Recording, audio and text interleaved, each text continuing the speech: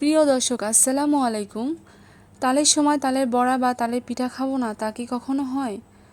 আজকে আমি আপনাদের সামনে অতি সহজ এবং সুন্দর একটা রেসিপি নিয়ে চলে এসেছি। সেটা হচ্ছে তালের বড়ার রেসিপি। এটা অতি সহজ এবং ঝটপট তৈরি করা যায়। চলুন দেখে নেওয়া যাক আমার এই রেসিপি করতে কি কি লাগছে। এখানে আমি একটা বাটি নিয়ে নিয়েছি এবং 2 কাপের মতো চালের গুঁড়ি নিয়ে নিচ্ছি। চালের গুঁড়ি দেওয়ার পর আমি ময়দা দিয়ে দিব হাফ কাপ।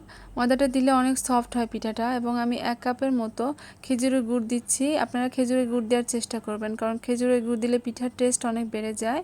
এবং আমি একটু লবণ দিয়ে দিয়েছি। তারপরে তালের পিউরি দিয়ে দিচ্ছি আমি হাফ কাপ করে 1 কাপ। তালের পিউরিটা দিয়ে আমি সুন্দর করে মাখিয়ে নেব, অল্প অল্প করে পানি অ্যাড করে, ঠান্ডা পানি অ্যাড করে মাখিয়ে নিতে হবে। অনেক রাঁধুনিকেই দেখি আজকাল এই বড়া পিঠার মধ্যে ইস্ট অ্যাড করতে, বেকিং সোডা অ্যাড করতে, কিন্তু বিশ্বাস করুন এই বড়া পিঠার মধ্যে ওগুলো কিছুই অ্যাড করতে হয় না। বরঞ্চ ওগুলো অ্যাড করলে আমার মনে হয় তালের পিঠার যে গুণাগুণ বা সুগন্ধটা নষ্ট হয়ে যায়। এটা গ্রামে দেখতাম যে আমার মা চাচিরা তৈরি করতো এমনিতে অনেক সুন্দর ফুলতো, ওগুলো কিছুই অ্যাড করতো না। এবং এখানে আমি রুম টেম্পারেচারে থাকা দুধ অ্যাড করছি। দুধটা অ্যাড করলে অনেক টেস্ট বাড়ে, তাই আমি দুধটা অ্যাড করে আরও সুন্দর করে মাখিয়ে নিচ্ছি। সুন্দর করে এবং সময় নিয়ে ভালোভাবে মাখাতে হবে, হাত দিয়ে মাখাতে হবে। হ্যান্ডউইক্স দিয়ে বা অন্য কিছু দিয়ে মাখালে আসলে ভালো হয় না, তাই আমি হাত দিয়ে মাখিয়ে নিচ্ছি। তারপরে আমি নারকেল কোড়ানো দিয়ে দিচ্ছি 1 কাপের মতো। নারকেলটা দিলে পিঠার টেস্টটা অনেক বাড়ে, তাই আমি নারকেলটা দিচ্ছি। এটা মাখিয়ে বেশিক্ষণ রাখার দরকার নেই, প্রায় 30 মিনিট রাখলেই হবে। তারপরে আমি চুলোতে একটা প্যান দিয়েছি, প্যানে তেল গরম করে নিয়েছি মিডিয়াম গরম, এবং পিঠাগুলো ছোট ছোট করে সুন্দর করে দিয়ে দিচ্ছি। এবং তেলটা আমার মিডিয়াম গরম থাকতে হবে, বেশি গরম হলে পিঠার কালার চলে আসবে এবং ভেতরে কাঁচা থাকবে। তাই আমি লো মিডিয়াম হিটে এগুলোকে ভেজে নেব সুন্দর করে। সময় নিয়ে উল্টে পাল্টে ভেজে নিতে হবে পিঠাগুলো।